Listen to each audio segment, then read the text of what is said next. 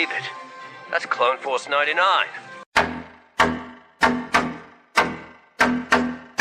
This is Wrecker, Hunter, Echo, Tech, and Crosshair. Oh, I don't have a cool send-off. This is embarrassing. Obviously, we are different. We're all you're getting. Ha! We're all you need. They call themselves the Dad Batch.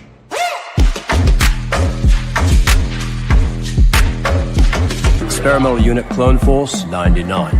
The defective clones with desirable mutations. This is one meeting I don't want to miss.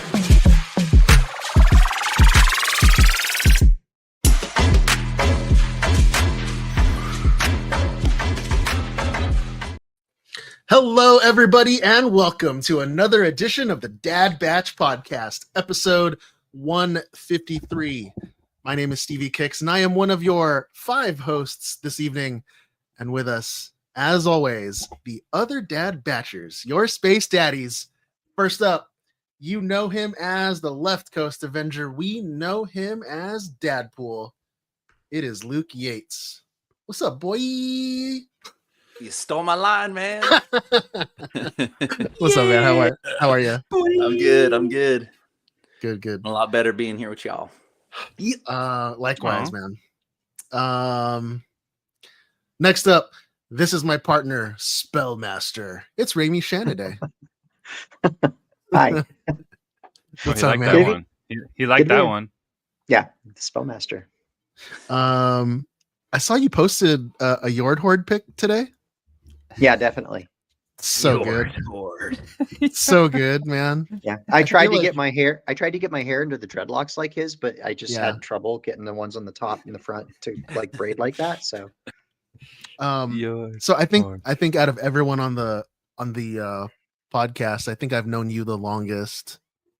be true. And you've gone through different phases. I feel like you're in your cosplayer influencer phase right now. Sure, why not? Yeah. Standard Raimi answer. It's Sure. it's- the professional photos are just mwah, chef's kiss, man. Well, it's easy when you've got somebody like Mark Edwards behind the camera. Yeah. so. Dang, Yeah. Raimi. I haven't caught up on Instagram. Those are sick. Next up, he's probably either on the road again or back from some work trip. It's Money Ain't Easy. Brian Cook. How are you, dude? Just pulled up an hour and a half ago. Haha. Outer Banks. Told you. Nailed it. How are you, man? I'm good. I'm here. Just got Um, off a burner trip. So I know that you started hunting, so I'm interested to hear about that later on. I'll have a full report. Good. And finally, specialty costume manufacturer, painter, and grill master. It's Salt J, John Rodriguez. What's up, man? Heyo. How are you? Good, man. Was just playing some video games with Amy a little earlier, so Oh, what that game? was nice. So I have this game called Battlefield Earth. no. So it's like this demolition derby game called Wreckfest. Okay. It's like some random car game. There's a bunch of cars you can pick, a bunch of tracks, and you can do like either race and you can do demolition derby, and we do demolition derby. So I'm like, pick the car you want, let's go, and go around crashing into other cars. It's kind of fun. What's that game in Fortnite? Is it Rocket League? Rocket League? Yeah. I've heard about it. I've never played, but that looks kind of fun. It's like soccer kinda with cars. Yeah, it's kind of like that, right? But Well, no. These are like I guess real cars, and they're like, no, it's like a racing game. It's like a real racing game, but there's a demolition derby in it too. So we've been doing that. Do you guys remember playing like Gran Turismo when it came out on like PlayStation 1 in the mid 90s? And then like your mind was blown. You were just like, "Oh my god, I can't believe the graphics are this looks so real." And then that's how this game is. But then Gran Turismo comes out on PlayStation 2, and then you're just like, "Oh my god, I didn't think the graphics could get any better." That's where I played it on. Every iteration. Yeah.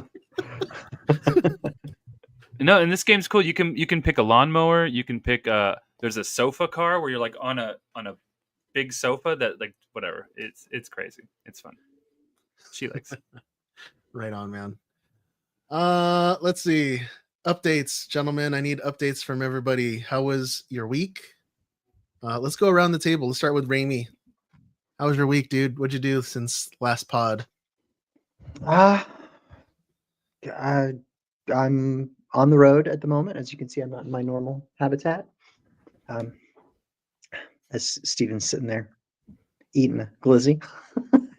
About to be immortalized. Glizzy gang. Glizzy. You have to smell it first, like a cigar. Like, Wow. you gotta Oh my let it God. breathe. You're asking for the memes right now, dude. Yeah. So I'll be back in my normal habitat next week, and then I'm gonna be gone for like not on the show for like 3 weeks in a row. Yeah. So y'all can burn the place to the ground while I'm gone. That means each of us one. You guys can take Yes. turns doing the We're news. gonna be jumping on Yeah. the bed. Yeah. Yeah. Have fun. Yeah. No. Me doing- John's in charge of the news now. Oh, Glub Shido filling Oh, in that's right. for Oh, Pablo yeah. Frick. Nice. Easy. I Exclusively. can put the suit on too if you need me to. Easy. Yes. Yes. Yes. Required. Yeah. Done. You're gonna be out of the country. So For two of those 3 weeks, yeah. yeah, we won't say where you're going, but I wish you luck, man. I hope you make it back. Wow. Make it sound like That's I'm going dark. on some kind of like special mission or something. Yeah, it's just somewhere Life and death. else he's going that I haven't heard Well, of yet. I'm It, going it on a is work trip. it is It's fine. it, I'll be okay. it is like life. It's like life imitating art because remember on Bad Batch, Echo just kind of disappears Yeah. and then he just like comes Reappears. back mid-season and he's like, Hey the guys. war. Yeah. Yeah. Yeah, I'll be hanging out with Rex for a few weeks. It'll be fine. Nice. Let's see. Let's go around. Luke. You're muted. Oh, for real? Luke's muted. First time. Keep talking. First time listener, long time caller. I was down in your neck of the woods over the weekend, Steven. I was in Okay. Palm Springs, Oh. or kind of in your zone. Came down for a friend's birthday over the weekend, and it was his 50th, so it was a big one. And we went to the surf club there. There is like a gigantic wave pool out in the desert, and we all did a little bit of surfing, and it was super duper cool. Did you catch any waves? I did. I caught my very first ever wave, believe it or not, in a wave pool. Not actually in the well. I have surfed in Hawaii, like at Waikiki, but that's like you're surfing with like grandmas and babies out there. Like everybody's surfing. That sounds crazy. Outrigger canoes. Yeah. Kayaks. Yeah. I took but you surfing before, but I don't think you caught a wave. I didn't catch a wave then. We've Yeah. surfed or been Yeah. in the act of sitting in the water cosplaying as seals, but I've never caught a wave with you though. We cosplayed as surfers because we just I cosplayed as a surfer most of those times too. yeah. So yeah, I only a surfer knows the feeling. That's right. What's up, Kim? Kim's in the house. Oh, what up? That's it for me. John. Same old. Played some footy, worked. Footy. Waiting on an important update soon. If it happens, I'll let y'all know. Mm-hmm. I don't know. That's it. Yeah. Got something in the mail I'm going to talk about during Workbench, and that's it, man. Not much going on this week. Just gearing up for what's coming.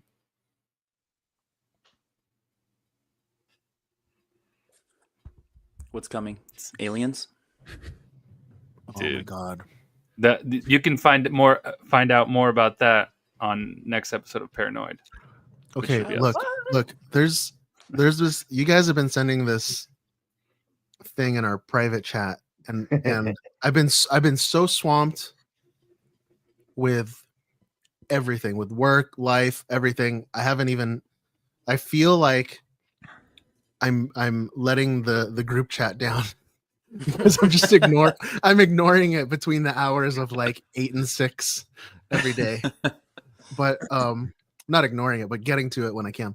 Yeah. But you guys keep posting updates about this like alien black goo in Panama. It's like your wildest dreams are coming true right now, Steven. It's like Venom landed in Panama. Yeah. Yeah. Like, okay, there was. Can we pull this up? Because I did not. No. We got it. This will be a special edition episode for. We're going to be talking about this. Yeah. But it's wild. It goes deep. It's funny, Steven, that you mentioned Venom as a symbiote, because every time I've tried to catch your attention, which I know you've been really busy this week, in the chat, anytime I've posted like about this alien, I'm like, Steven, symbiote, Venom. Oh my god, trying you guys to catch. You have no idea how bad I want a pet symbiote. Well, there's a guy in Panama that might be able to own one. The guy in the soon. hospital right now. Yeah, that begs to differ, but yeah. Spoiler We'll alert: see. it doesn't end well. Yeah. So far, not so good. But Okay. we'll talk about that on our episodes if Oh, you guys I want can't wait. to. You guys might just all need to be guests on it, so we could just do it together and just talk through blow your minds. Talk through all of the in clips real and time. everything. Yes, IRL. Oh man, Brian. Oh, I went camping for hunting opener over the weekend. Spent 3 days in the woods.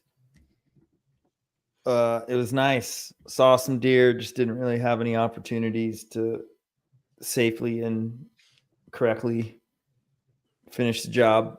But it was nice, scaring yourself, walking in the dark in the woods, looking for Sasquatch. Which is also going to be a topic on one of the next episodes. I will be on the Sasquatch episode. Yeah, I think we're gonna bump you for the alien one, but yeah, there's too many updates going on here. But yeah, it was nice. It was good to sit in silence and just thanks for the handful of people that joined the live. I tried doing that. I realized it's boring. And I'm trying to figure the audio out, even though there's nothing to hear, but people might like the sound of nature. I think it worked kind of, but and it's like I need my battery power in my phone in case of emergency or for maps or whatever. Because it is crazy how you can like visit an area, in the daytime you can like walk in the woods and be like, oh yeah, okay, here's a trail here, and then this tree over here, this is where I'm going to hang out and hunt. And then you do it at night. And it's like you're in a different world. You're like, I don't remember any of this. Where am I? And you're like 10 feet away from wherever it is you're trying to go. It's pretty wild. So it was good. And then much like Luke, I had a work trip to Virginia Beach, and there is a new wave pool there. And I went surfing. Oh, surf twins. I think I dropped it in the Discord. So surf babies, you caught a nice wave. You actually, you guys were doing. You guys were doing videos with us. I mean, I've been surfing for 30 years, so Yeah. Luke's been cosplaying as a surfer for 30 years. So And he's modest. Wow. No, but I was struggling. Like the wave I got, I was like, those wave pools are crazy, man. It's like 145 waves come through in an hour. It's like normally you surf, you paddle out, and then you sit on your board and you wait for nature to do its job. And this is just a conveyor belt. I want to try one of those so bad, like either what you went to, or even like the other ones that I was talking about, like the wave house, where it's just like a wave that comes at you, or not even. It's just like a whatever, like water flowing, so you can kind of ride. But I'd want to do it in a private setting because I'd be so embarrassed if I whoa, slipped on a banana peel. That Palm Springs one you could do, and you could learn in that one because that one's pretty mush ball. Because that's pretty it's a lower tier. In the wave pool technology is like getting crazy. So the one I went to is like the newest one in the country, and it's like kind of the newest like cutting edge technology, and it's insane. Damn. It's insane. But a hurricane was also coming in too, so we had like 30 to 40 mile wind gusts. So that was adventurous, but I survived. Didn't get hurt. Good Caught a man. handful of waves. Threw some shakas. Tasty waves, cool buzz. Tasty waves and a cool buzz. I'm fond. John, I gotta ask you, okay, so I'm not familiar with any of the technical aspect of soccer. But is defender, is that a position? Yes. Okay, so there's goalie. So there's goalie at the bottom. And then, depending on the formation, there's either 3 or 4 defenders. Okay. So, next up from so they could be lined up 4 like this, or it could be 2, 2, and 2 like this, whatever. It depends. Or just 3, whatever. And then it would have to be 4. So 4 in the midfield, defensive midfielder, attacking midfielder, right and left. And then I think it's, how many is that? 1, 2, 3, 4, 5, 6, 8. There so should then be 3 more. So then you have 3 more. So two wingers and a forward. But there's a million formations. You can do whatever you want. That's very basic. So on Saturday, my son had his first soccer game. Oh, yeah. And he's defender. Good. And I was a defender. The final score. So is Iron Fist. The final. Really, the worst. You choose the worst of the defenders. You could have said anyone else. It said Luke My heart Cage. said Luke Cage, but for some reason I blurted Iron Fist. Hey, you should make an Iron Fist costume. That'd be great. I got the curly hair. I got the curly hair for it. The final score of the first game was 8-0. Damn. Who won? His team won. Oh, dude! So the defense was locked down, bro. He was nothing was getting through. No man. goals conceded, clean Yeah. sheet. Damn, Nice. that's a good first game, man. A good first game. Goals aside, no goals on the other end. Beautiful. Yeah. And then after the soccer game, we came home, showered, cooled off, did the whole thing, and then I took my son to his first ever and my first in 20 years Pokemon tournament. Oh. Local Pokemon tournament at the local comic book store. Cool. And they did a pre-release event for a new set that's coming out in a couple weeks. And so, you pay your $35, you sit down, they give you like 4 packs and a starter deck from the new set. And so we're sitting, there's like 30 people. We're all opening packs. Everyone's hoping to get the new chase cards for this unreleased set. And then my son and we both open our packs and we both at the same time pull the 2 hardest cards to get in the set. Oh, wow. And we're just like, whoa! And then everyone comes over and they're like, oh my god! Ah! No way. Dude, what a moment. Yeah. So That's it was awesome. like, what is that? Like beginner's luck, or I don't know, but Luck of the draw. It was like a really good day, man. Just everything was wholesome and just super fun. So yeah, that was it for my week. Sweet. Didn't get to see any movies though. Anybody see any movies? I watched The Nun Part 2, which I almost. Are you getting ready for Conjuring or wholeheartedly something? regret. Or Just I mean, if I see that, I mean, I don't go to the theater usually to see these movies, but if I see them pop up on something and I'm not doing anything, I'm all right. And my goodness, man, they're getting crazier and crazier. I don't even know how long ago that movie was made. I didn't even check, but it's crazier than the first one, the first Nun movie, which is also terrifying. So I didn't watch a movie, but I got hooked on a show. Oh, what is it? Yeah. Are we talking TV shows? Can we talk? Yeah, man. Have you guys ever watched Terminal List? It's talked Chris about Pratt. You mentioned it. There's a new season. It's called Dark Wolf. It's about like military operators, like Navy SEALs. This new season's like I watched the first season. This is the second. It's just really good, man. I like Chris Pratt. He's a big character in it, but like shoot 'em up stuff, war military stuff. I don't. It's really good. I've What been is it loving on? it. What- It's on Hulu. Hulu. Or no, Amazon Prime. Amazon Prime. It is ironic because it has really good music, like Alien Earth. Like it pops in like a song at the end, and I swear they're playing like the same songs, which is crazy because they're probably being made at the same time. But it's like Metallica or Tool or I think Alien Earth had Smashing Pumpkins in it or something. But yeah, the music's fire and it's so good. So here's the crazy thing, right? Like all these modern TV shows that we're watching, like Alien Earth, where we talk about the music that they include every week. There was I think Blackie, you had mentioned Transformers, Res the Beasts, all the music that they had in there. Yes. So here's the thing, right? When we were all growing up, we had MTV, VH1. We all purchased our music, the same way on CDs or cassettes, whatever it was. And then really the only way to get the new songs was to listen to it on the radio. Right? That's normally where like bands would premiere their new songs, is on the radio.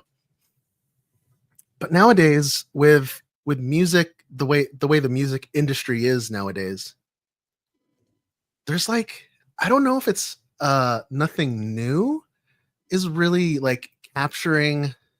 I don't know if it's so much the new stuff isn't capturing the same audience as new music would capture back then, or if it's just that the music for the last 20 years is now kind of like in this timeless era where it's like in the 90s, if you heard a song from like the 60s, it was like, oh, that's a 60s song, right? But there's so many songs that we're hearing nowadays, like for instance the Smashing Pumpkins song that was on Alien, that shoots up on the charts all of a sudden because all of these like new Gen Zers or whatever are like, oh, that's a dope song, I want to go listen to it. And then they start, like, I don't know, it's just it just, I don't know, blows my mind when we hear that stuff. I totally forgot the point I was trying to make. We're getting old, Steven. I think that was it. Yeah, we're getting old. Music's cool. That's my point. Smashing Pumpkins is cool. I like music. It's cool. Let's see. Box off. You guys want to get into box office? Yeah. All right, let's get into box office. Let's see. Last weekend, for the weekend of September 12th to the 14th, in at number 1 is Demon Slayer Kimetsu no Yaiba Infinity Castle. This had an opening weekend of $70 million. I'm sorry, $81 million, and a total worldwide of $384 million for a Demon Slayer movie. Did you guys hear about this? Is this a big thing, John? In the anime world, yeah. Okay. All right. Obviously not in our circle. But yeah, we're gonna need to bring on like either one of us is gonna have to like start getting into anime. Bro, I love anime. What are you talking about? Are you proficient at it? Are you up to date? No, I've watched a lot of stuff, but I don't like. I'm not diehard. Like I'd have to like brush up. Like if you're like, oh, I want to talk about this, I'd have to go. We need like an anime segment. And a minute. Oh, and a minute. All right. In second place, The Conjuring: Last Rites holds into the top 5 with a weekend of 25.6 million, which brings up its worldwide to 337 million. In third place, Downton Abbey, the grand finale, 18.1 million, with a worldwide of 38 million. Guilty pleasure, Downton Abbey. I've watched the entire series, so I need to catch up and watch this too. Abbey. Yeah. Not be. In fourth place, The Long Walk, 11.7 million. Total gross 15.6. And rounding out the top 5, we see another re-release with Toy Story. This brought in 4 million flat over the weekend and a worldwide total of 5.8. I don't know. What was the last? Is it like the anniversary for it or something? I don't know what's going on with all these Maybe. re-releases coming out this lately. And this was a Disney. What was the previous one? I know there was Jaws. And then oh yeah, the one we mentioned in between there. Wow, it was just last week. It literally Did the cats, Avatar? Was it Avatar re-release? No, we were making fun of Avatar. Oh, re-release. making fun of Avatar. Okay. Yeah. Oh, Hamilton. It was Hamilton. I think these are all owned by Disney. Oh, is that right? They're just double dipping on their own IP. Yeah. Weird. This is very interesting. I mean, why Toy wouldn't Story is they? pretty old. It's got to be an anniversary, right? The Yeah, new it one's was. coming out soon. Well, they don't call it. They don't call it anniversary. They that's call it why. 2025 re-release. And so did Hamilton, and so did Jaws. Jaws was 50th anniversary, wasn't it? It was, but it was the first of this series new called version. 2025 re-release. And when they do that, it doesn't roll into the original total. No. It counts It's as the a new 30. title. It's the It's a new 30th one. anniversary. Lacey just put it in the chat. It's the 30th Of Toy Story. anniversary I know of they Toy- announced the new one coming out. Okay, so that makes sense to me. Just to re-release an older movie, it just doesn't seem like it makes sense. But I don't know. I wouldn't put it past Disney to have this secret plot to make extra money off of off of all their old movies. They're going to slowly re-release. I mean, when the new ones kind of never mind. In theaters, The Return of Jafar 2. Oh, that's a classic. Oh man. Let's see. Oh gosh, when is this coming up, Raimi? 2 weeks? 20th? 20. Oh my god. Next week? You use the word "this," so I'm not sure what this is referring to. This. He knows. This. You know. Guys, You we know. are going to be at LA Comic Con. That is Los Angeles Comic Con. That's right. Go on. So I don't know the rest. I was testing Steven to see how. Okay, so you can join Steven, John, myself, and special guest ad Jetstreak Inc. himself, Kiefer Jenkins, at LA Comic Con on Saturday, September 27th, in room 402A at 12 noon for the Dad Batch Podcast Walking Workbench Live panel. So come to the panel sporting that new costume or ready to show off your latest prop. We want to see it all and have you share it with us and the audience how you made it and anything else you have on your workbench. So again, that's on Saturday, September 27th at LA Comic Con in room 402A at 12 noon. And if you can't make it physically to the convention, don't worry. We're going to live stream it on our Discord. So if you're not part of the Discord, head to thedadbatch.com, sign up for the Patreon, get on there. It's free to join. But if you'd like to show your support for the show, you can become a patron and join the All Access Elite Squad. And you can even check out our merch store at thedadbatch.com.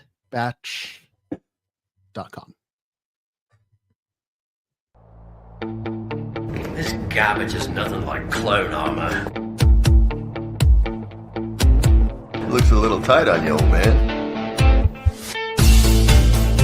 Yeah, at least I know how to wear it. That's right, everybody. It's time for the weekly workbench.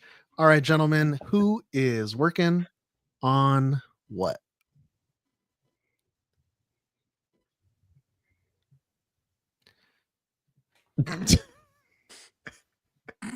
Usually you pick somebody. I know. Usually you throw it into the other view by now, and you've picked.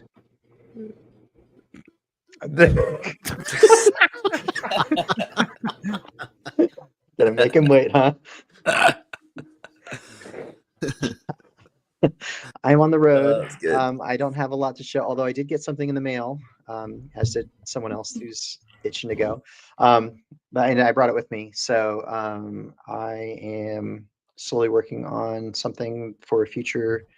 Like you guys know me, I like to I'll pick something to start. Like I'll usually like if I'm working on a costume, I'll get the helmet going first, as an example. Like, and that'll be like the first thing that I work on.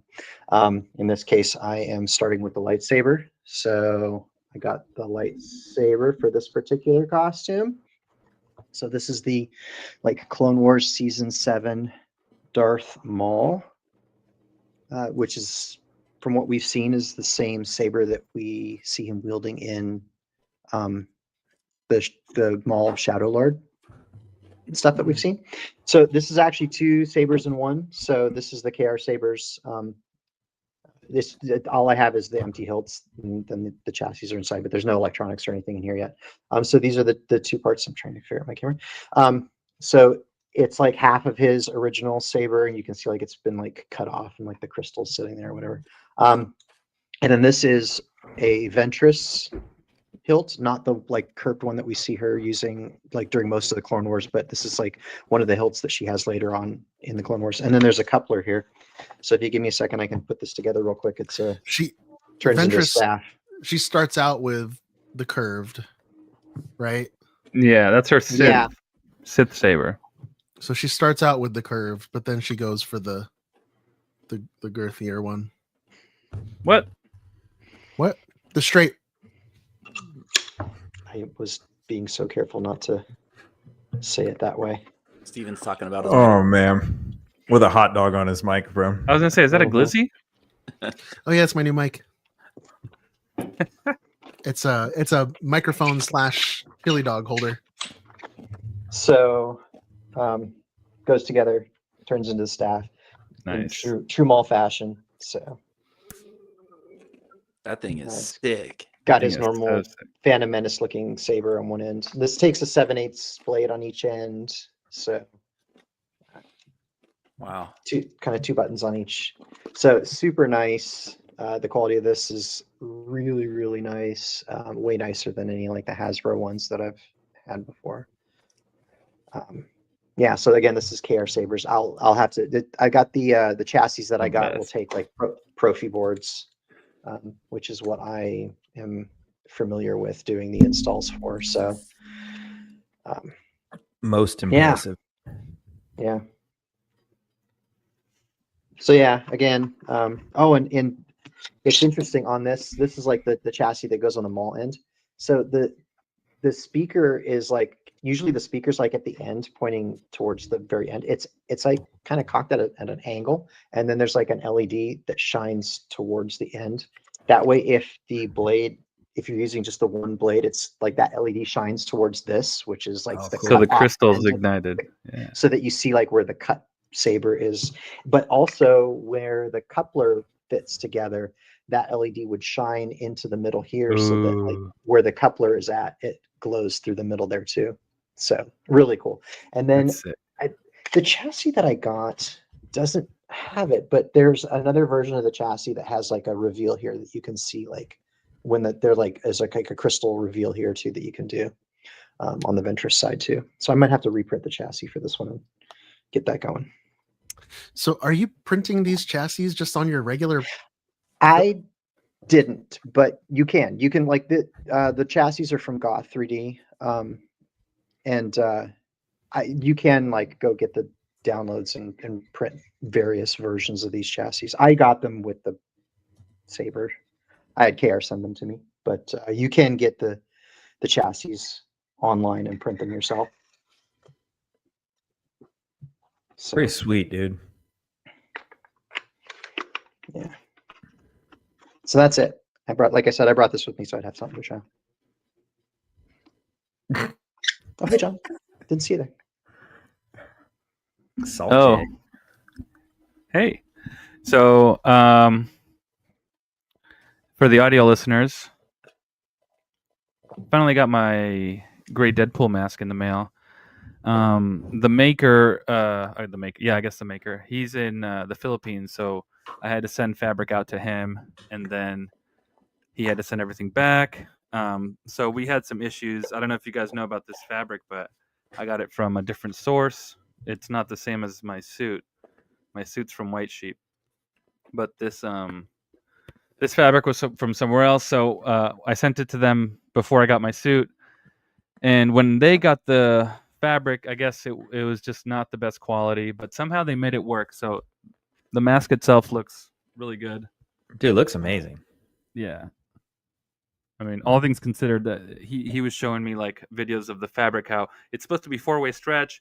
In some places it wouldn't stretch at all. Some places it would stretch only one direction and not the other. And then in some it would, work the way it's supposed to. So he had to be very careful the way he laid out the fabric to cut, because some spots were not, they were a little harder to work with. So how does it feel compared to what was the previous one? The previous one is Illustra Studios. Illustra, that's right.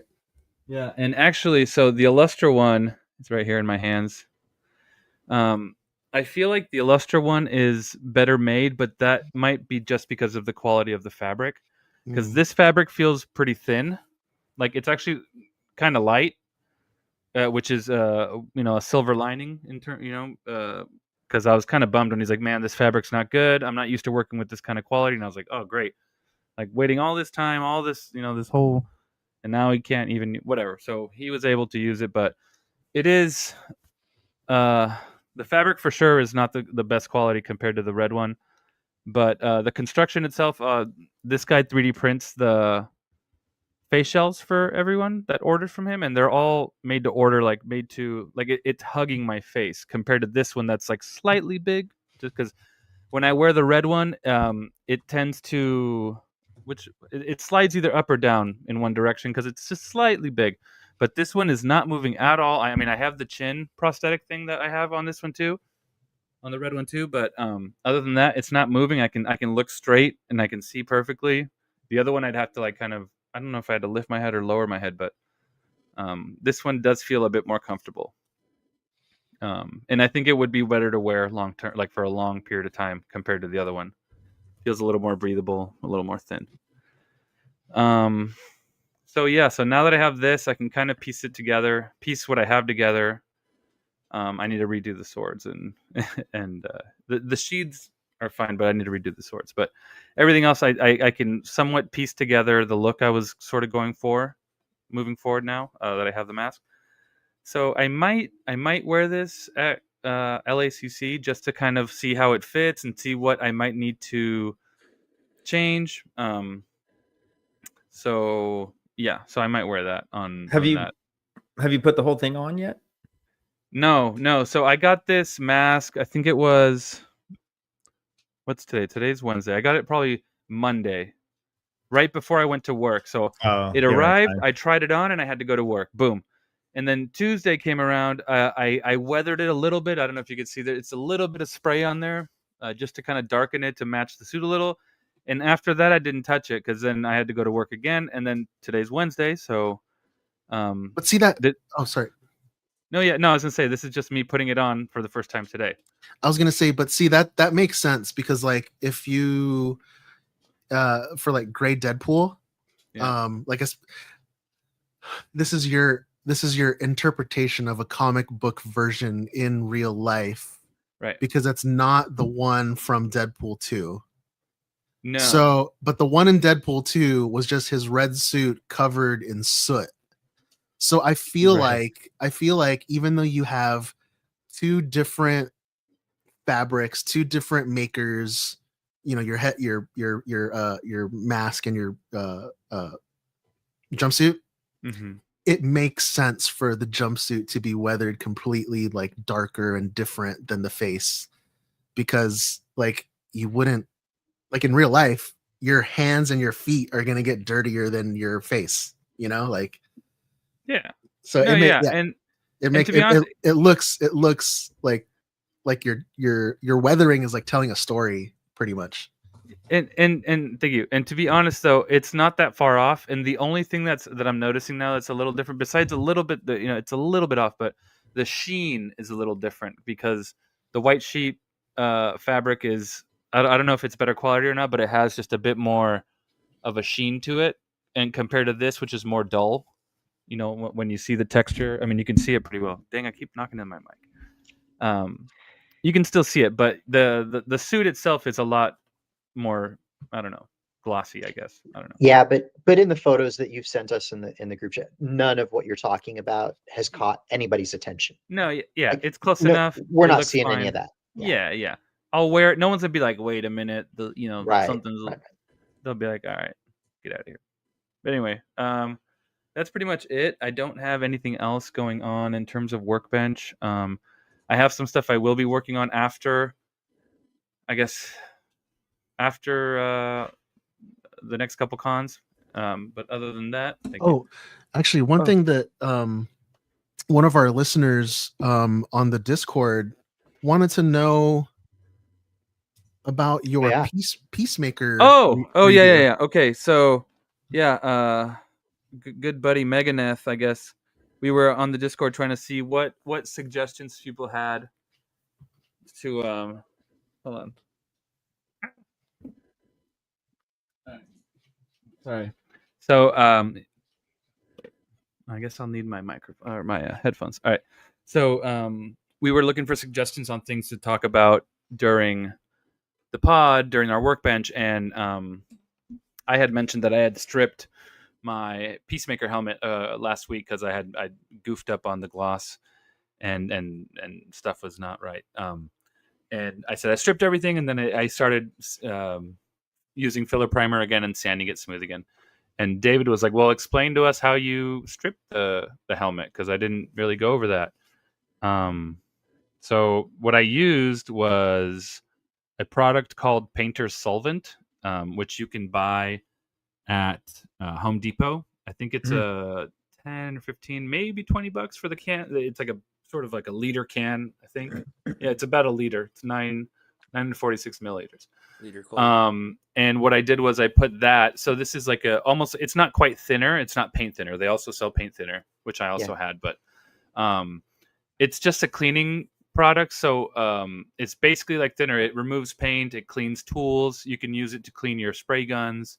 You can use it to strip gloss and paint. So what I did was I put it in a bucket. I poured some in a bucket, and I dropped the helmet in the bucket and let it soak for a little bit. And I didn't sand or anything. I started scrubbing. So I got like a brush, like a boot brush or a shoe brush, and I just started and dipping it more and back and forth, and it would just start sort of like crumbling and peeling off, and I can kind of get more off. Obviously, face protection, eye protection if you value your eyes, and use gloves because that stuff is toxic. You don't want to like be thick gloves. Yeah. yeah. You don't want to be. I mean, the hand stuff I don't mind so much, but the breathing, you don't want to mess your lungs up with that stuff. It's nasty. So I do it outside also, so that helps. But so I just scrubbed it with that stuff. I kept I do one side while the other side's kind of submerged. Then I rotate it. Do the submerged side would be flipped up, and I would do that, and then just keep going back and forth until I finally got all of the little pieces off, because some parts were like really, really in there. And I was like, well, this is ruined. So, but then just little by little consistent, little persistence, and it came off. It all came off. So, and that worked because you didn't have that clear coat on there for very long. Because if that stuff really sets up and hardens for a long time, if it's cured, well, that stuff would not have had the same effect on it. It's yes and no, Ramey, because there was clear coat on it before for the matte black, and then the gloss, and then I had metallic, and I had gloss again. So the second gloss was it wasn't cured, so it was still reacting very quickly. Like it wasn't hard, but it was already gummy and sticky. It wasn't. I couldn't just wipe it off. It was like oh man. And the layer underneath was cured, so that was hard, and that was the worst part actually. The last, or I guess the first layer on the bottom there. But it does come off if you give it a little bit of love, a little bit of elbow grease. Do you think that you could take off like a layer rather than like go through like multiple layers? Like say you had like a detail on top of something that was, say you had a Mando helmet and you had like kill stripes or whatever, and you were like, these want to do what that. I want, but the regular base of that paint job was okay. The only way that would work. Yeah, would eat through that. Well, the only way that would work is if you did clear coat between layers. Sure. So if you clear coated the base, then did the kill stripes. Yeah, because if you just did that and the kill stripes were like, I don't like this kill stripe, you could just get alcohol or something and wipe it off, and the clear coat would survive. Okay. Painter solvent's a little more abrasive. Sure. Like you could use painter solvent. A lot of people use it for like that spritzing when they do the oil paints, and then they use. Yep. But if you overdo it, you can absolutely eat the paint up, which is what I did on purpose. Sure. Yeah. That's Really- harsh. But you, huh? Oh, and I was just gonna say I'm really enjoying all the sound effects on tonight's workbench.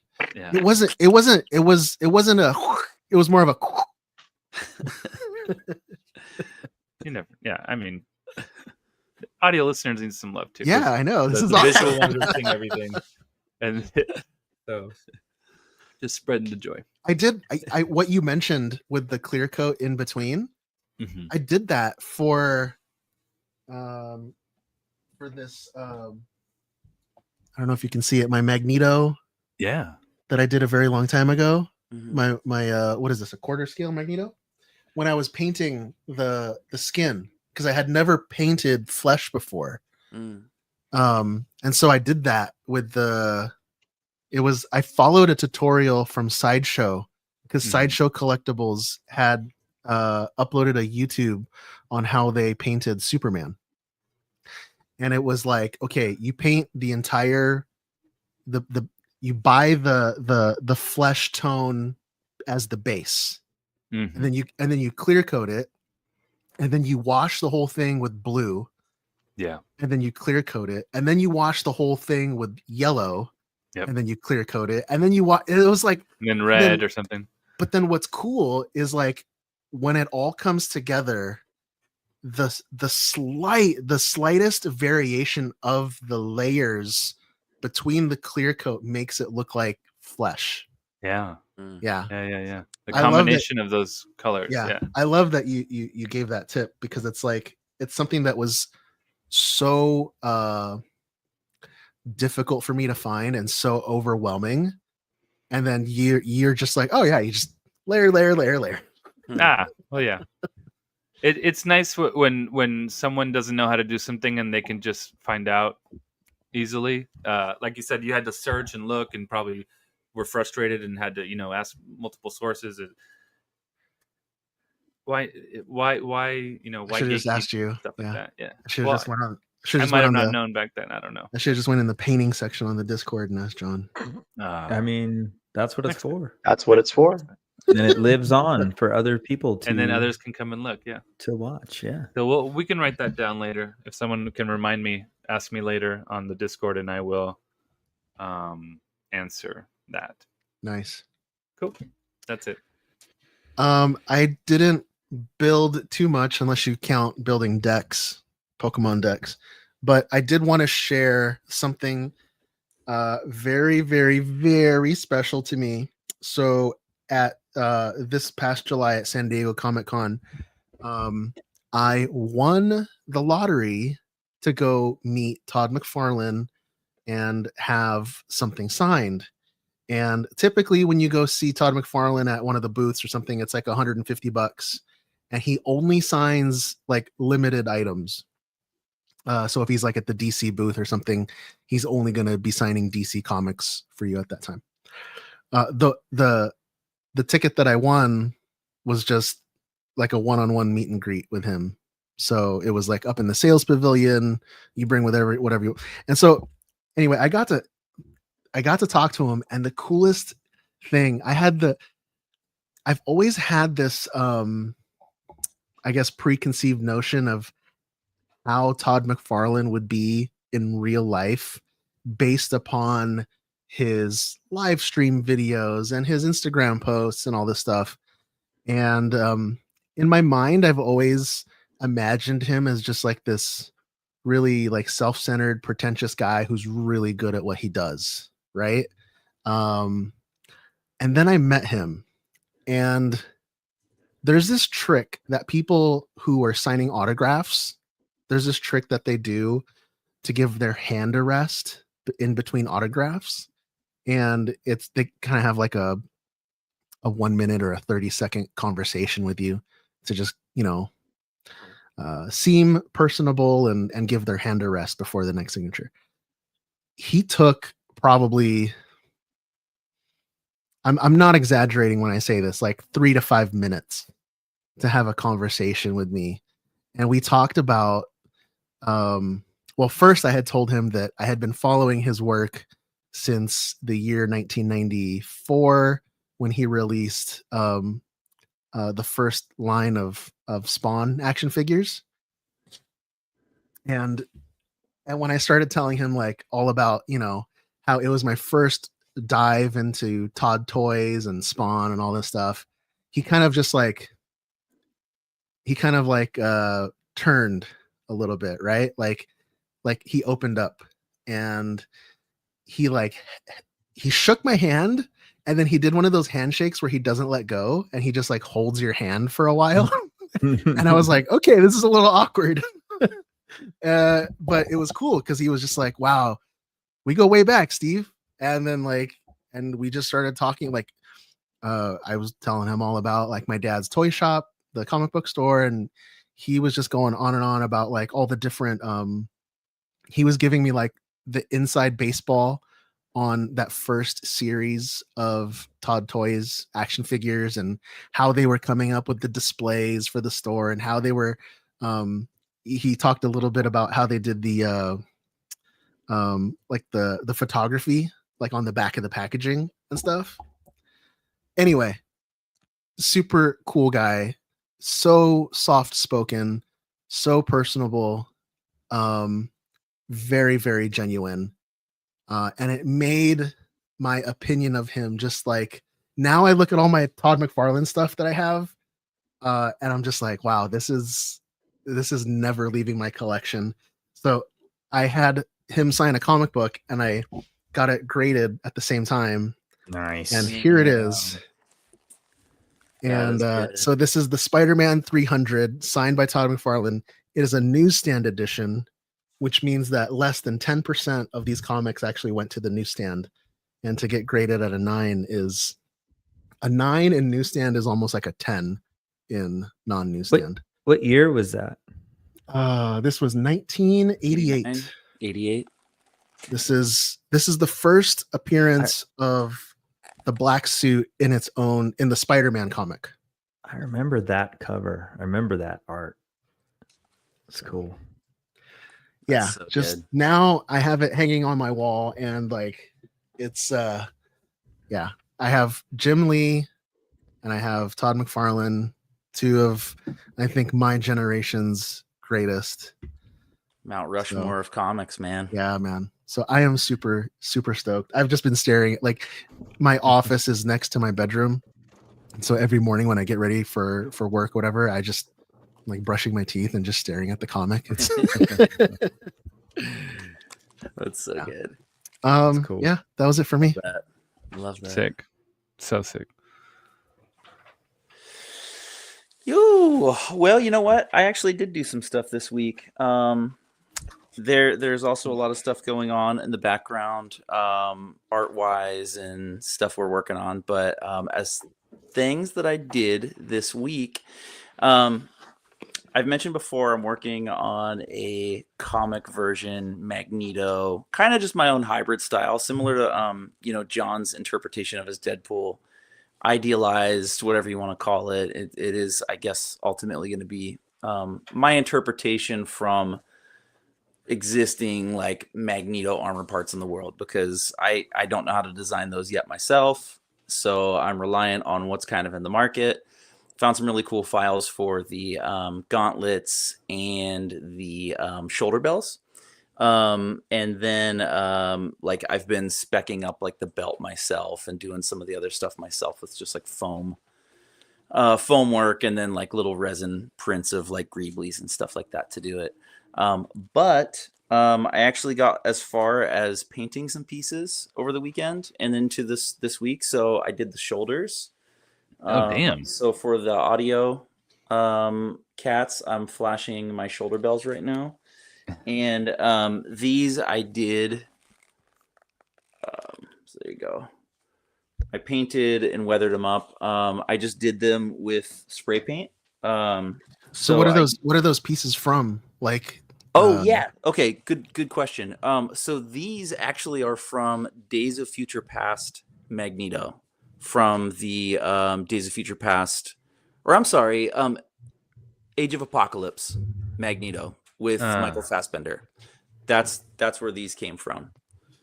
So Cool. I wanted Magneto.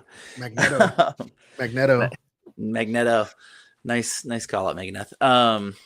Magneto. Yeah, so I guess in like my interpretation, like I've got this base suit, which is a white sheep leather suit that they did for me custom, and in between it sitting like kind of comic style, like which in the comics his suit never looked very armored at all. It's all pure Magneto, Getting just tight, baby. ripped as all hell. And I want it to be kind of a blend of like almost like a cinematic aesthetic, as if they did like the Jim Lee kind of 92 to 97 era. Taking your own liberties with it. Yeah. This is not the Jim Lee Magneto. This is the Left Coast Avenger Magneto. This is the remix. The Left Coast Avenger Magneto. LCF Magneto mix. Magneto. So then I got the gauntlets going, which is pretty cool. Sick. Yeah, thanks. So these were a file that is in the market as far as like Etsy, and I've seen them on a couple other sites too. I think it's a video game style Magneto, but this guy only did the shins and the gauntlets for it, and those are like the two hardest pieces for me to try to come by with this whole Magneto thing. So I just downloaded those and started printing them. So these are resin printed. This one is on my left here, and then this one I've actually got the glove with it. They have this whole like crazy hand plate like channel system. Oh, sick. That like locks it into place, and it locks from underneath as well, and kind of holds that piece on your hand. So that's kind of neat configuring that. Yeah. So I just busted out the paint this week, which was kind of fun. Just curious, Luke, have you seen Magneto in Fortnite? No, I have not. You should take a look at that. Okay, I'll look it up. You would get some good inspiration. Good inspo, yeah. Okay, cool. Yeah, my hands currently suck. And I don't have it in front of me, but my cape for Magneto showed up as well, which was really cool. And this was a guy that I found on Etsy that did a lot of like medieval style capes and Superman capes. And I really liked the design of one of his Superman capes that have a specific style of pleating that would come from like under the collar of the Superman suit and then go over the shoulders, kind of like what Thor's cape looks like in the most recent like Avengers movies. It's got that kind of like bunched pleatedness to it, and it looks really uniform and runs over the from the collar over the back. So he had a cape similar to that, and I asked him to make it in purple, which he did not do. And so he found a really nice weight purple fabric for me, and made it, and it showed up, and it looks great, and it's the right length, and it'll be interesting to scale it out with the armor, because once you get your armor and your boots on, as with like a Vader costume, you've got to be very conscious about like stacking out those inches when you're having somebody make a custom cape for you or a custom fabric piece, and you're not thinking of like either like a muscle suit, incorporating that into what your size scale might be, or if the armor is elevated and it's going to lift that cape up a little higher than you're thinking in your head. So this dude came back to me and was like, is the math mathing? And I had to double check my work, which it was, but he came back and asked that because he has that happen a lot with him in his like cape sales and stuff. So just something to mention for the gang out there. Other than that, that's it, man. That's my week.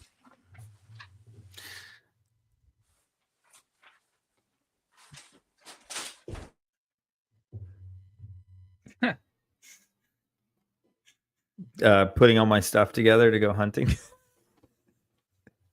I haven't done anything. I haven't even been home. I've been gone. I left Friday in the morning and came home Sunday night, and then left again Monday, and just got back 2.5 hours ago now, maybe 3 hours. I really haven't made anything. I don't know. My printers aren't printing. Wait, what although happened they're to the working. printers? I thought they were working. Like They are a week working, ago. but I haven't been home. I don't have anything Oh, to you print. said the printers are printing. Yeah, the printers are not printing, but they are printing. They are But working. they're capable of printing. If I was home and I had something to print, but I guess being cool is hard. What is it? Being awesome is hard. What? Being hard is awesome. Yeah. Being awesome is hard. Being hard. Hey, Raimi. Hey, Steven. We're being hailed. This encryption's new. This might take a while. Okay, so Andor closed out the Emmys, taking home a total of 5 awards. Woo! Dang. We talked last week about the creative ones the show picked up the prior weekend. Well, this past weekend, the show's writer and brother to the show's creator, Tony Gilroy, Dan Gilroy, brought home another Emmy for his writing of the episode Welcome to the Rebellion. So to wrap up our Emmy coverage for Andor, the show brought home the following awards. So this past weekend's Outstanding Writing for a Drama Series, and then the previous weekend's Best Sci-Fi Costumes, Picture Editing, Production Design, and Visual Effects. So that's it. And there were originally like however many different categories, and then multiple people within those categories. So it was like 20 some odd different Emmys and people combinations. It was crazy. So you guys are finally free of hearing me talk about the Emmys and the different categories and everything. Hey, So, I'm just super happy for, like congrats Andor and all that.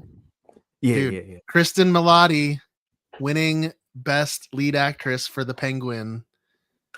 Dude, if you guys haven't watched Penguin, go watch it. That's a good show, man. That's a really good show. there you go. So the next story. So they first unveiled this at Celebration Japan, and we got to see it there. But the campaign is actually live as of yesterday now. So Dark Horse Comics is trying something new. So next year they're releasing 2 separate volumes of manga editions of A New Hope to retail. But they wanted to be able to bring collectors something special that in various ways they couldn't do through normal retail channels. So they went to Kickstarter and launched an early access campaign, so that that they had special options that you would only be able to get these books through the Kickstarter campaign. So let's take a look. So let me switch windows here. Okay, so this is the campaign. So volume 1 is going to have a retail version that'll hit bookstores in May of 2026, and volume 2 is going to hit bookstores later in September of 26. But backers of this campaign are going to get all of their rewards, whatever, both volumes of the book and everything in May. So you'll get both books early. The campaign started yesterday, as we record this, and runs through October 16th of this year, so basically 1 month. It already has taken Hasbro to school by blowing past its $50,000 goal more than 3 times over in the first 24 hours, and it still has 29 days to go. Dang. So That's crazy. yeah. So they've got different. So again, this is all like hand-drawn manga. Like, look at the that's artwork. so is cool. The artwork is sick. Dude, Yeah. Vader So- choking that dude. Yeah. Yeah, so there's different formats and versions that you can get at the different tiers. Like, how Kickstarter works, there's different tiers that you can buy in at. The early bird ones are all gone, as is like the maxed out top tier $2,000 package one too. So there's like a collector's edition that's sort of the 2 books, just the standard version, right? Like, and I think this is I think this is relatively close to what you'll get at bookstores. Although I'm assuming the cover art's slightly different and whatever. You can see the books here. There's That's cool. there's a Takami variant, which has got like hand-drawn covers on the outside, which looks super cool. There's another killer. version that's got like a slipcase for the 2 books. A deluxe edition as well. multiple versions. There's this Masterpiece Edition, which is slightly larger format. Also comes with the slipcase. And then I think there's one, some of these have like a translation guide as well as like a third book. There's some that have, there's this Darth Vader variant, which the artwork on this looks sick. Look at this cover art. What? Look at that little bookmark. Yeah. Which edition is that? Cog book. This is the Darth Vader variant, the signed Masterpiece Edition Darth Vader variant. Hold on, I'm on it. I'm limited to trying to buy only it right now. 25 sets worldwide. I bought into this earlier today, by the way. You got the $1,500 one? No, I did not get the $1,500 one. Shh, we don't talk about the credits, Steven. I'll you tell know you guys this. when we My get to the bad. version that I got. I'll tell you which one I got. Okay, because yeah, I'm on the page right now, ready to pledge. There's art prints that come with some of the versions that you can get. There's this, I don't never know how to say this word. This triptych folio set. That look at how it comes with these like kind of 3-page Wow. prints. There's some that are signed. So here's the tiers, right? So there's this digital archive, which is just a PDF version of it. There's the early bird collector tier, which was $75. That thing sold out almost instantly. There was only 100 of those available. There's the collector's edition at $85. That's basically the 2 books, no slipcase plus the PDF. That's still available. There's the Tamaki variant, which is the different covers.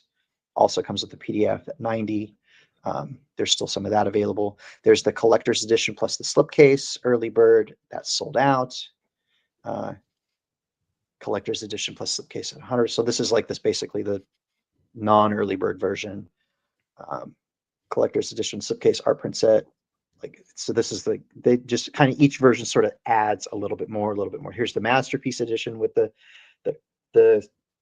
slightly larger versions of the books. Is this the one that I'm getting? We're getting there. So that one's sold out still. That was the early bird one. So here's the version with that's just not the early bird version.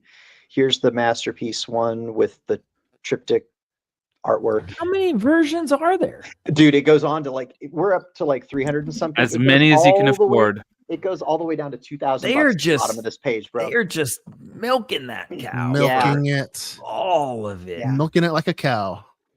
So this is the one that I got right here. This signed Masterpiece triptych folio set one. So it's the larger format book, comes with the translation guide, and has the artwork, and then it's signed. Wait. This is the one I got right here. I went through all these options and Masterpiece Edition. All right, what's my price? What's my max price? And signed or not, or do I get more copies of the I went back and this is the one I landed on. So this is where I landed personally. Hold on, this is I couldn't go past. What is the fully what?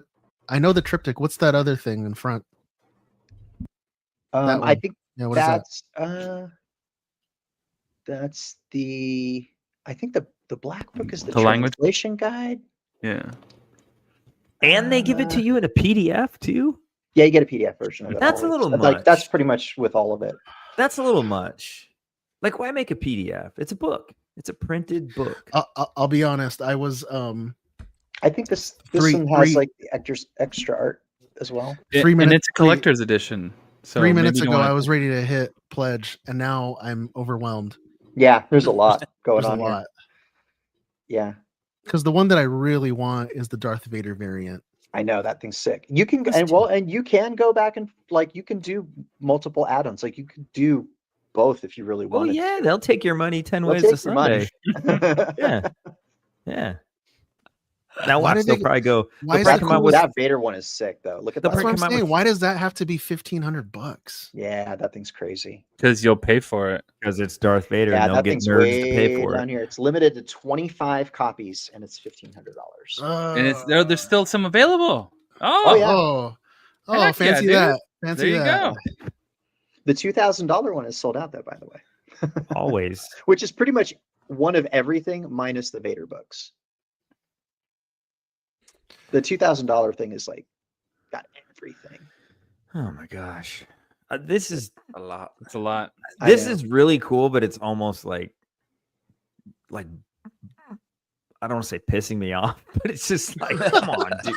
Come on, guys. Really? Like, I'm with you, Brian. It's, make like it's 3 not- versions. You know what I mean? Yeah, you don't Like, need 20 it's just- different versions. Well, of that's things. but that's why they're doing this on Kickstarter. And you could, if you don't want any of this stuff, you don't have to do it, and you can wait till next Sure. year. Just go to the bookstore and buy it. Yeah. That's true. Yeah. That's true. So Oh, right. Yeah. this is for someone who wants to go through these options, decide what they want, and then pick one of these. And like I said, if you get pissed off, then just go to the bookstore, and go to Barnes and Noble and buy it next year. No. It doesn't make me mad that you can't get the book. It's just like, it just seems excessive. You know, it's very, very cool. It's beautiful. New shirt, Dad Bat shirt. Books make me mad, Brian. Rage. No, Word fingering. it seems excessive. Crosshair. Along with Luke's new shirt. Being hard is awesome. I'm so awesome right now.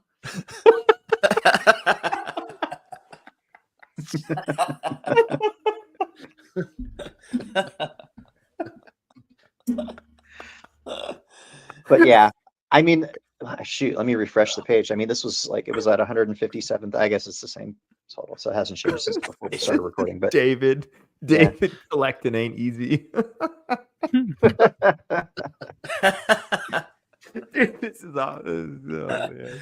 anyways, again, Oh my volume 1, if you don't want to get in on the Kickstarter, you will be able to get both of those books, just not all the crazy editions of everything.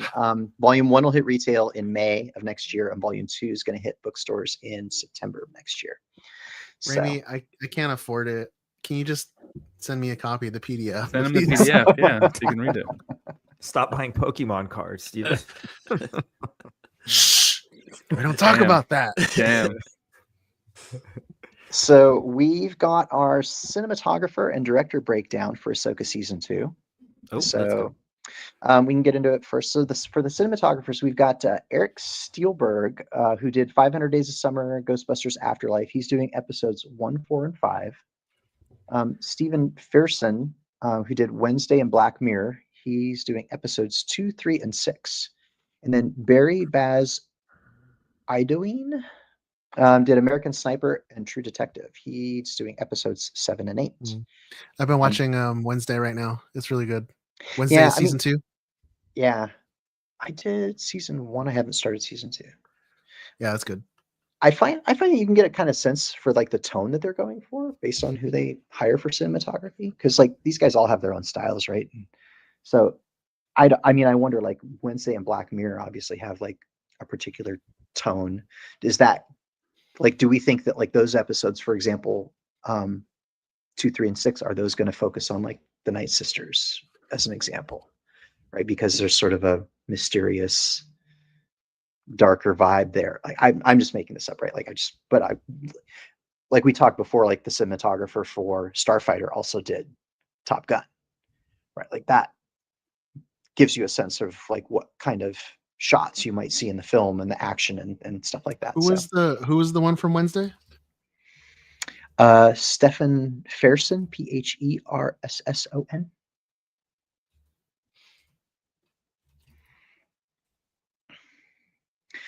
I can get into the director breakdown while you're doing whatever research you're doing. So obviously we've got Dave Filoni, Bryce Dallas Howard, Jennifer Getzinger, and Anders Engstrom. But now we've talked about this before. We knew that those were the names, but we know who's doing which episodes. Oddly enough, we only kind of know some of them, but we can kind of back into the remainder from there. So we know that Bryce Dallas Howard is doing episodes 4 and 5. Jennifer Getzinger is doing episodes 2 and 3, and then Anders Engstrom is doing episodes 6 and 7, which leaves the premiere and the finale unannounced.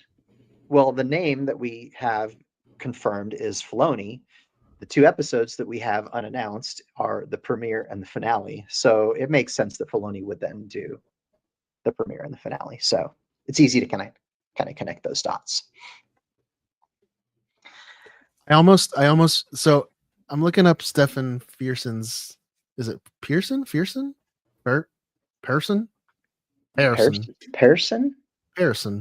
Stefan Pearson. I'm looking up his different styles. that he's used across his filmography, and he's very much into the sepia tones of the 70s across all the works that he's done. He's very good at flashbacks. Okay. So well, I could see him going into like the Clone Wars stuff, because I mean they've all but confirmed that Obi-Wan is going to be in there in Clone Wars armor. He's hooking back up with Anakin and young Ahsoka. Yeah. Dude, if they like revisit like one of their famous battles or something, I could totally see that. Yeah. Yep. Because it'll at that point, the flashbacks will then have their own feel. They'll have their own like cinematography. They'll have their own photography versus how everything else in the current timeline would look. Oh yeah, that makes me happy. That's good. Yeah. Yeah, interesting.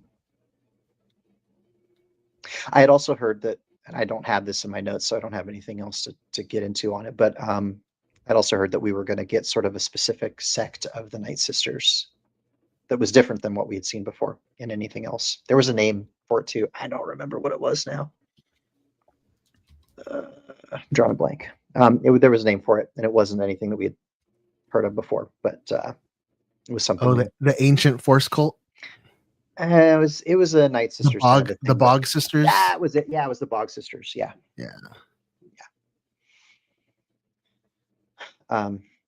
So yes, okay. So we got through the cinematographers, directors. Okay. Sean Levy shared a photo from the set of Starfighter, showing Ryan Gosling and Flynn Gray. We don't know anything else other than we've got a photo, and there they are. So.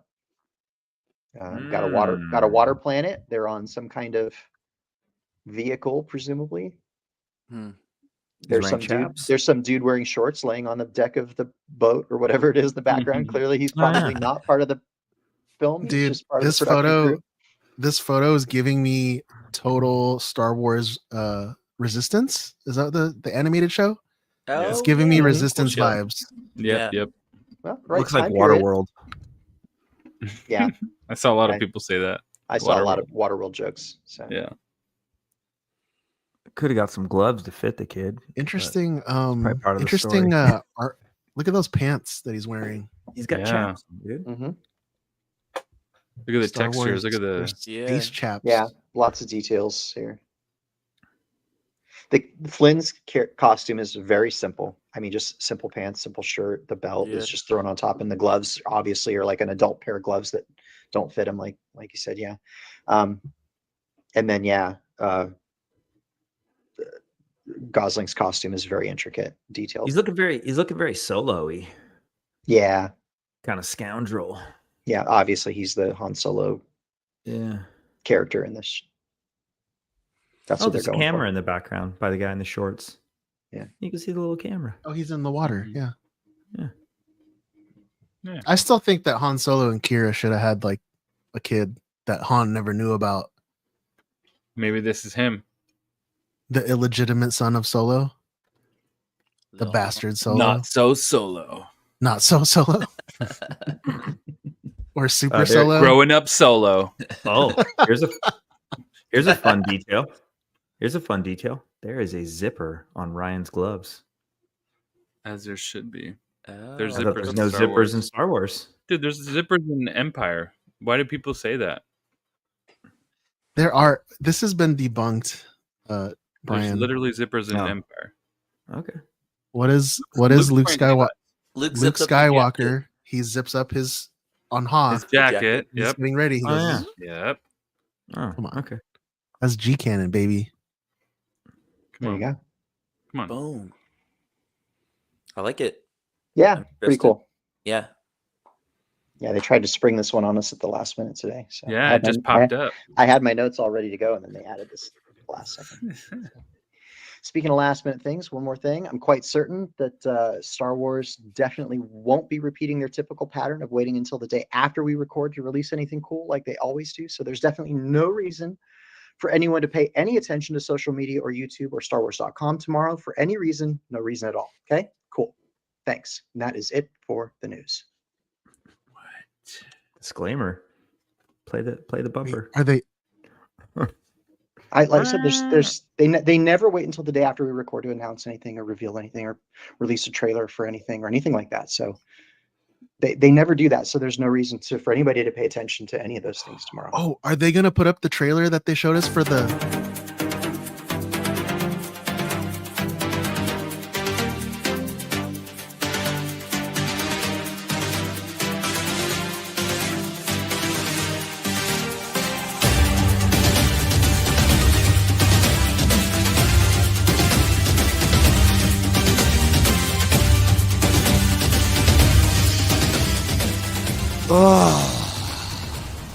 I'm touching myself tonight.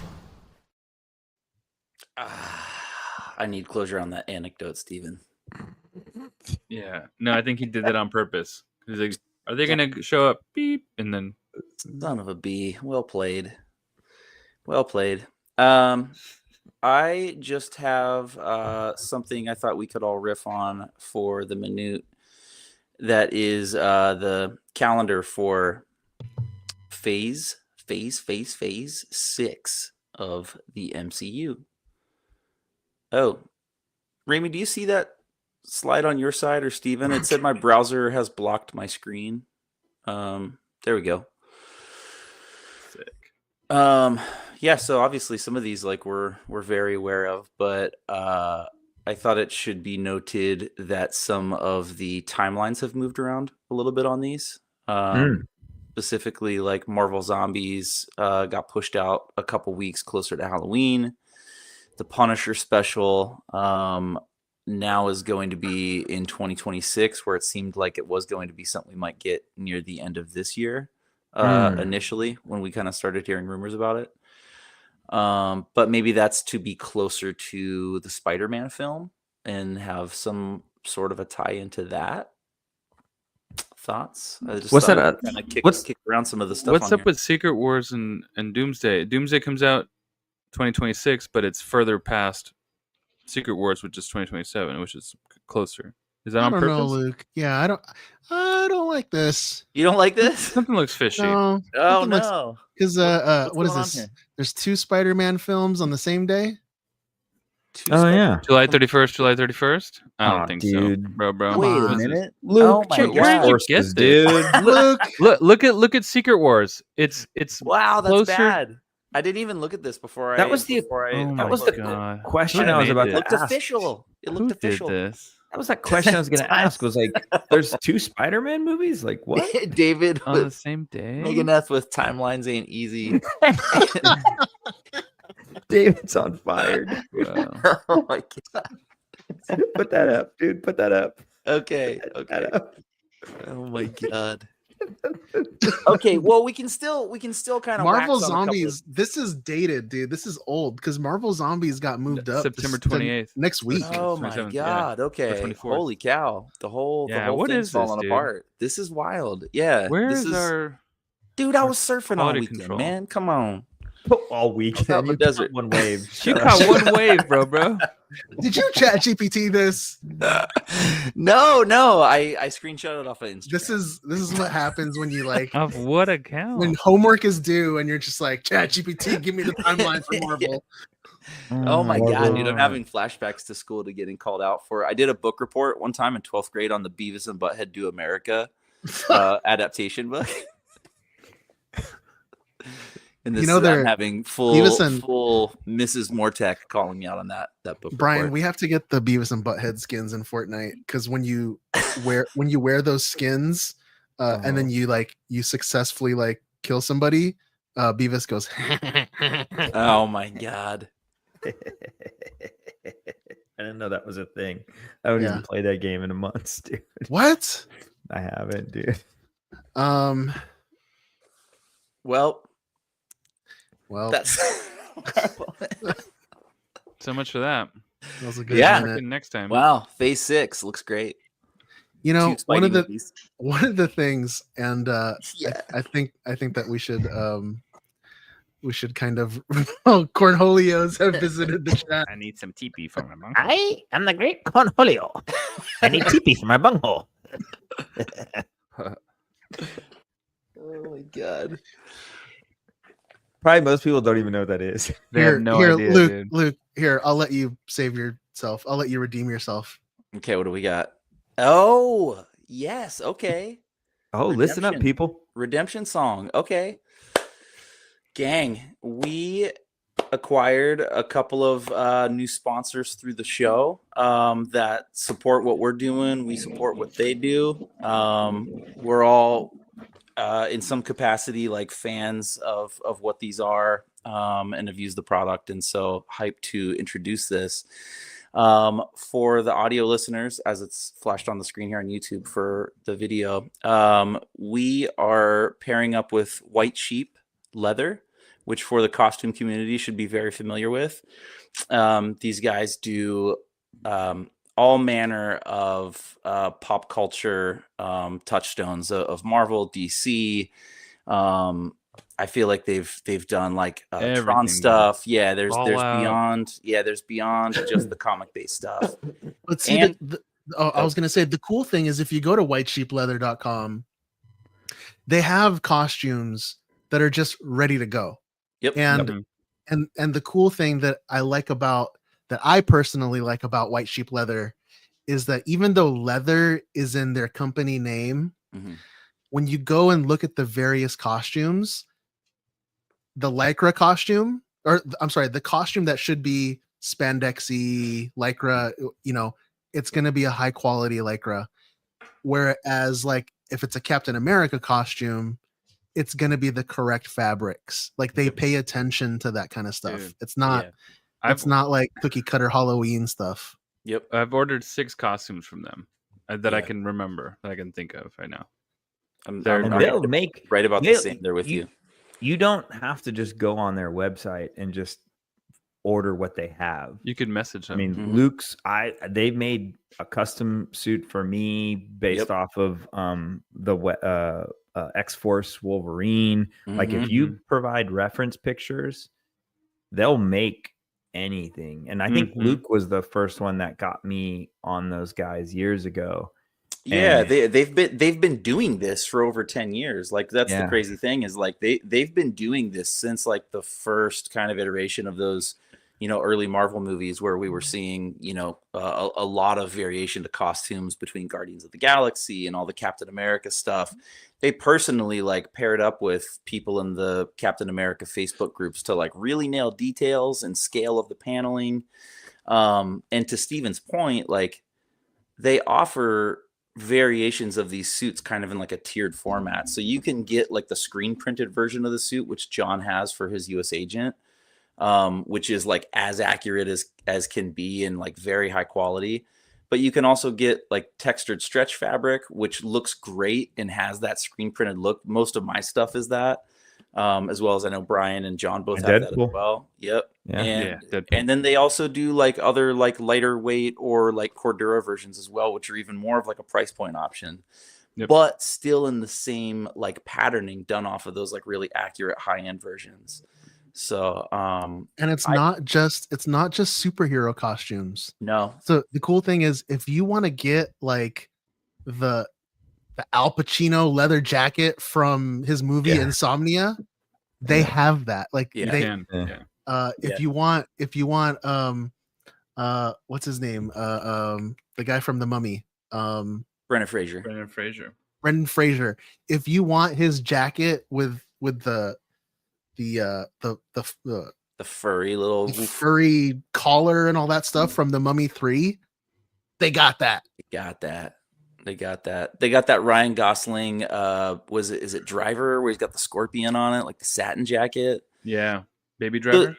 Baby Driver. So these guys like, White Sheep Leather, it's in the name. Like these guys are like motorcycle leather company turned to the costuming business by way of people like, dude, honestly, myself really early on too. I'm sure there were a lot of us that were at certain times like reaching out to these guys with what they were selling online already. I came to this company, literally over like 10 years ago by way of I was trying to build a Wolverine costume that had more of an MCU look to it versus like the leathers of like the 2000, Bryan Singer kind of Wolverine look, which didn't gel with me necessarily. So I was trying to like, fast forward this to what we got years and years later with Deadpool Wolverine. And I found a moto suit that these guys had listed that was like pretty close to like the paneling and colors. And it was fully like a moto suit that you would race in. Like it had like full certified padding and everything. And I hit them up and was like, can you like strip this thing down and like cut it like at the waist? And it could be something that I could like, and I told them what I was going to do with it, explained it. And they were like, yeah, fill out our customs form, and easy as that. And we were off to the races, and they've been doing this forever. So super hyped on these guys. They give us a really nice discount. Dad's 25 when you're checking out, which with higher ticket items like this, like that ain't nothing to sneeze at. It's a huge discount. Yeah. Very big discount. So. And just some pro tips of dealing with them. They are out of Pakistan.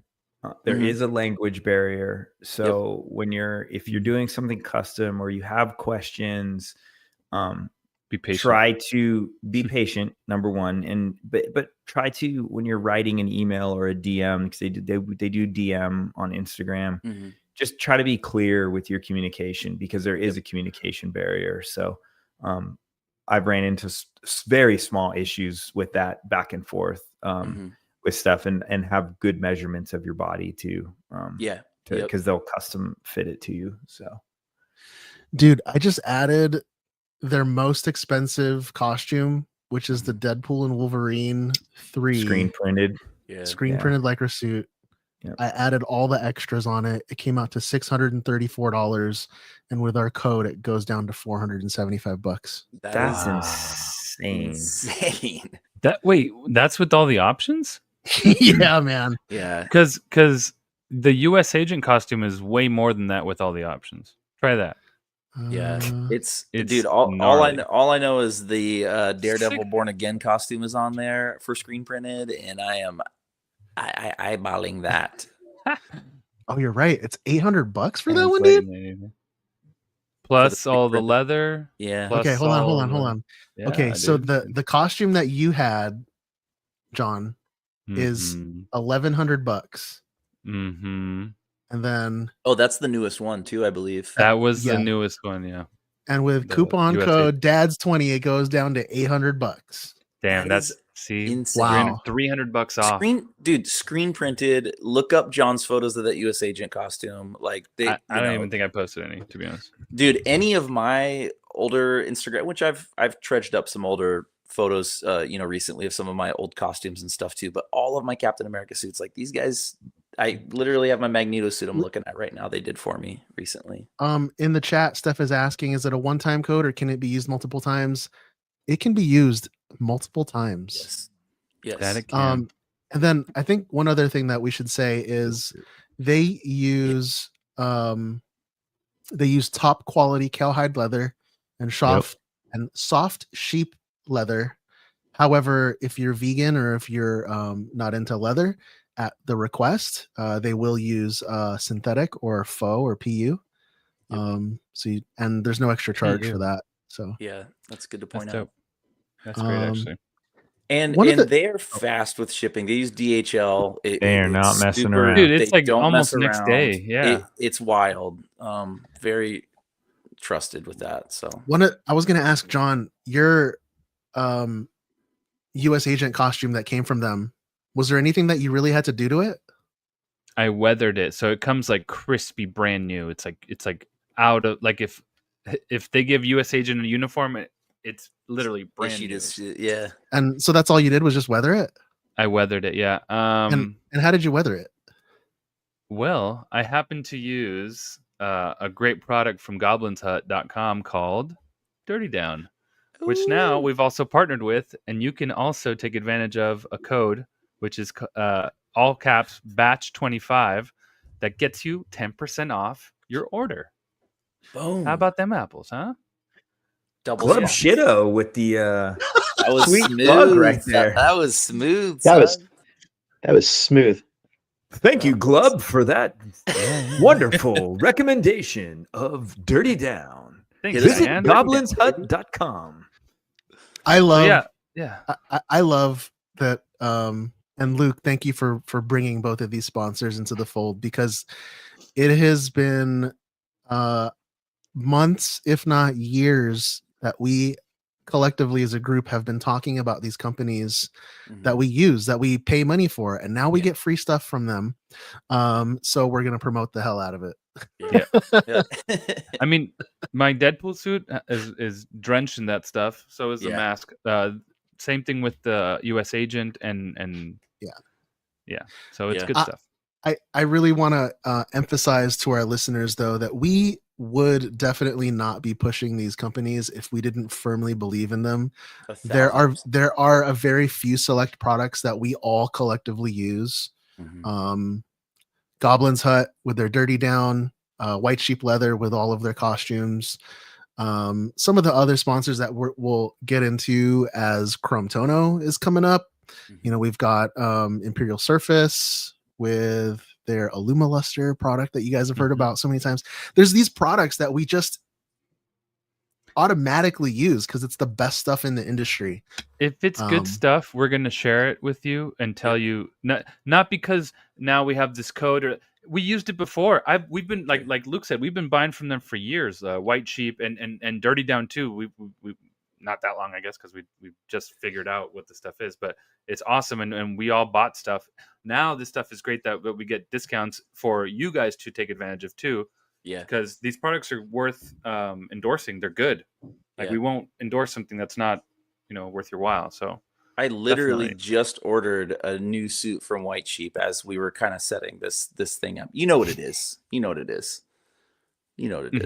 It's coming. Oh yeah. That's right. I thought you just ordered. So I didn't talk about it on Workbench, but that's in process too, and it's like that is hot off the press recent.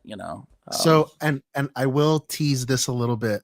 So, and this goes out to any of our listeners. These companies, Luke's not stupid. He knows the worth of a plug. Okay, so when he's setting these partnerships up, he's making sure we're getting free stuff.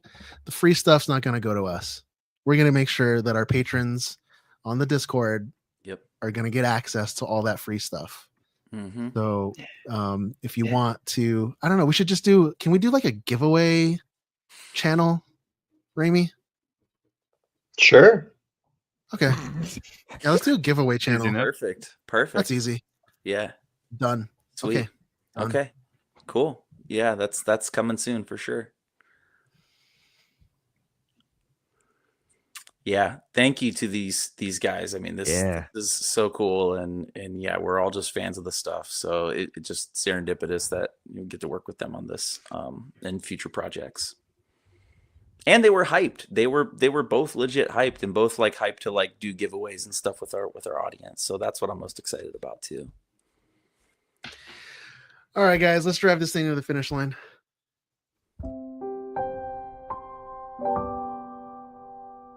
I want to clean my gun and be alone with my thoughts. And I don't need to talk about anything else.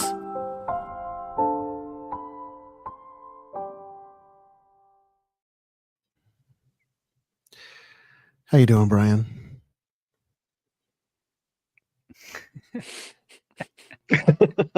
He left, dude. He left. Yeah, we need a cricket sound effect. He went to Lowe's to buy spray paint. But let's just roast him until he comes back. What is it? Money ain't easy. What was the other one? Timelines ain't easy. Timelines ain't easy is good. Oh my hey god. Guys. So I went hunting. Sat in a tree for 3 hours. And his chair just moved. I didn't know where to poop, so I looked around, and there wasn't a lot of people there, so I just went ahead and did it. Shitting in the woods ain't easy. Shitting ain't easy. Bro. But it's just like Celebration London. He's hiding under the table. We got to coax him out, much like a deer. Is that the dog? Forest. What is that? Is this a Paranoid episode? He's hiding under the table. And Ghost Dad. Ghost Dad. I can't believe he's really hiding. What a loser. Wow. All right. I think it's Oh past his my bedtime. God. That's what he's trying to say. What is he doing under there? That's for a different audience. He's recording another podcast. So awesome right now. Hey Brian, how you doing? You serious? He's like, I heard the music. I got up. What the hell? I knew. Gotcha. Got him. Got him. Got an awesome on. I was glad to poop in the toilet. That was nice. Yeah. After pooping in the forest for 3 days. All right, guys. I Great. think that's going to do it. I knew there was a way to get rid of you. If you enjoyed listening, feed that algorithm and leave a 5-star review with a kick emoji. You can follow me at stevie.kicks on Instagram, sometimes on X. Gentlemen, let the listeners know where they can find you. Not Brian. John? Alpha Ignition and pair_annoyed on the gram. Raimi? thedadbatch.com. Luke? In the woods with a bucket. It's with a shovel. Nope, that's not better. Okay, Brian, where can listeners find you? WhiteSheepLeather.com and GoblinsHut.com. Boom. And since you're giving the free stuff away, I'll be at Lowe's. So Lowe's.com. We actually have a weathering sponsor, and you're still pushing the Lowe's spray paint for $2? Come on, man. I've never used it. I don't know. Thank you to our executive producers, Nate, Maggie, Dax, Steve Simmons, Dylan, Emily, Brett, Jason, Lacey, Ryan, Rachel, Evie, Alicia. Thanks, guys. We appreciate it. Make sure to support your local comic book store. And thank you again for listening to episode 153 of the Dad Batch podcast. Be sure to tune in next week for episode 154. And until next time, enjoy your spice responsibly.